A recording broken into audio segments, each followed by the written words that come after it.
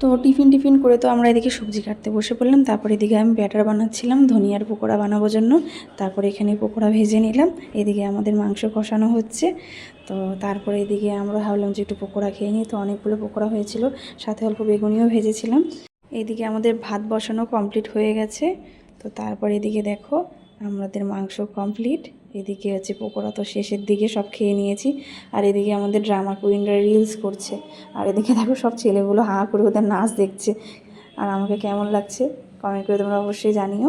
তো তারপর তো আমাদের রান্নাবান্না সব কমপ্লিট হয়ে গেছে। আমাদের মেনুতে ছিল বেগুন ভাজা, স্যালাড আর চিকেন, আর সাথে আমরা ফ্রাইড রাইস কিছু করিনি, আমরা প্লেন ভাতই করেছিলাম। তো এদিকে সবাই মিলে খেতে বসে পড়েছিলাম। আর নাচ টাচ অনেক কিছু ভিডিও নিতে আমি ভুলেই গিয়েছি, এত মজা করেছিলাম। তো এদিকে সবাইকে বাই বলে দিচ্ছিলাম। এদিকে দেখো আরেকজন পিছন থেকে পোজ দেওয়ার জন্য ঠিক চলে এসেছে। তো ভিডিওটি ভালো লাগলে লাইক করে দিও, চ্যানেলটি সাবস্ক্রাইব করে দিও। বাই।